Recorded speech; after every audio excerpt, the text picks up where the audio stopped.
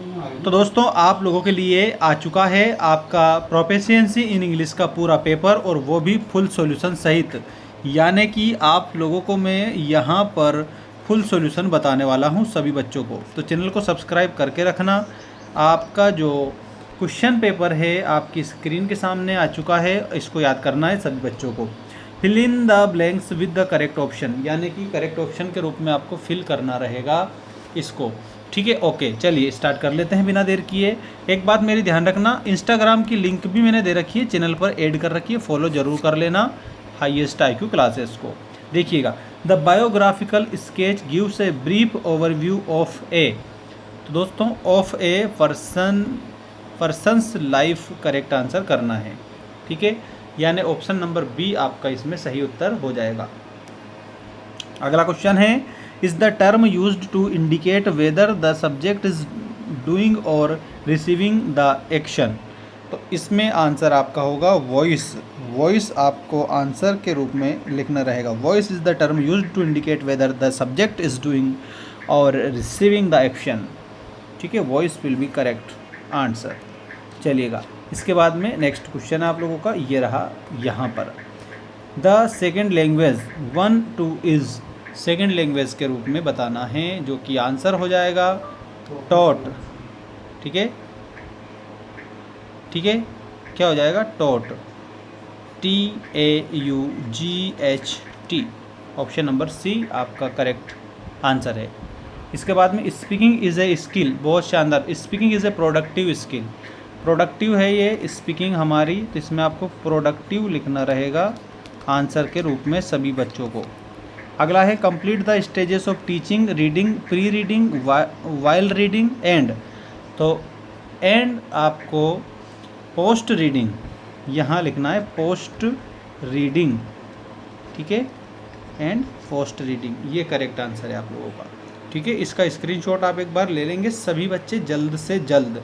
ठीक है, इसके बाद में ये आपके क्वेश्चन आ चुके हैं, इनके आंसर आप लोगों को मैं बता रहा हूँ। एक एक करके सारे आंसर आपकी स्क्रीन के सामने आ जाएंगे। देखिएगा सभी बच्चे, इनके सारे के आंसर आप लोगों को मिल जाएंगे। सभी बच्चों के लिए है ये, जितनी भी चीज़ें मैं बता रहा हूँ सारे के सारे कंप्लीट करेंगे। ठीक है ना, बिल्कुल।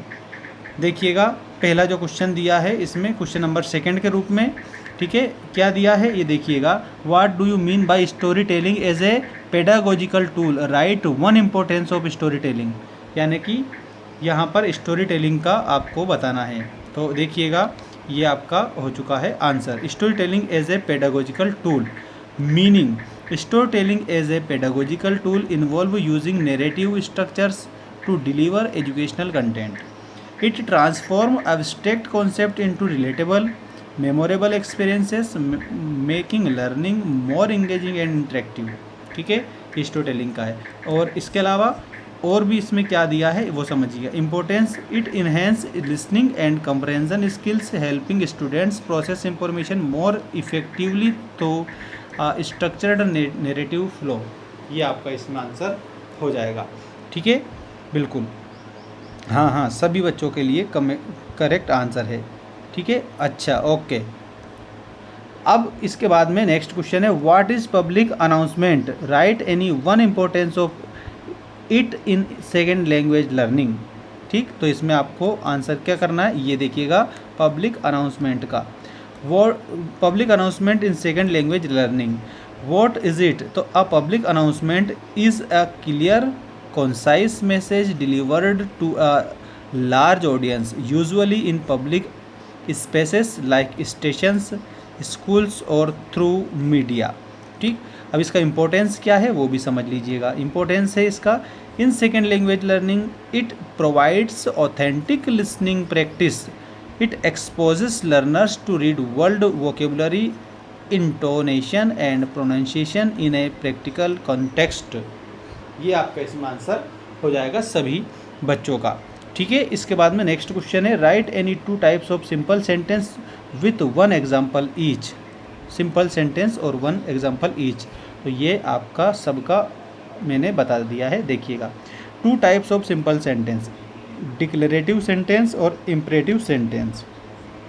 डिक्लेरेटिव में क्या होता है, मेक्स ए स्टेटमेंट्स और एक्सप्रेसेस एन ओपिनियन। एग्जाम्पल है the sun rises in the east, ठीक है, ये एग्जाम्पल हो गया, एक एग्जाम्पल बताना था तो ठीक है। और सेकंड का क्या है, इम्परेटिव सेंटेंस में imperative sentence gives a command, request और इंस्ट्रक्शंस।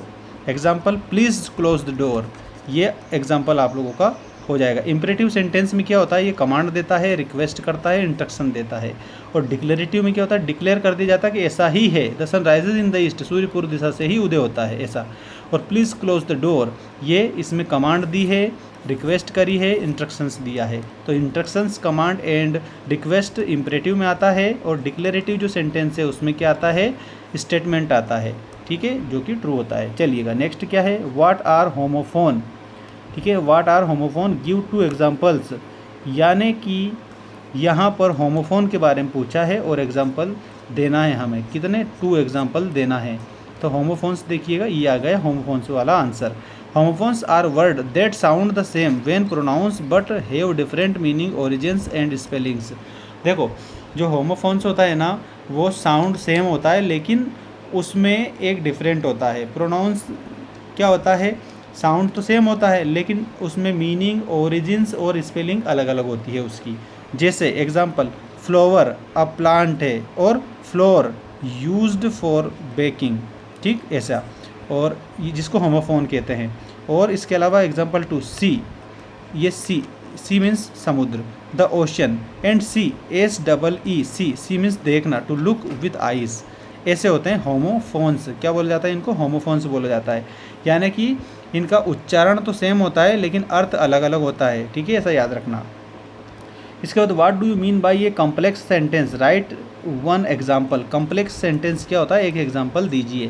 तो ये देखिए कम्प्लेक्स सेंटेंस ये रहा। A complex sentence consist of 1 independent clause and at least 1 dependent subordinate class.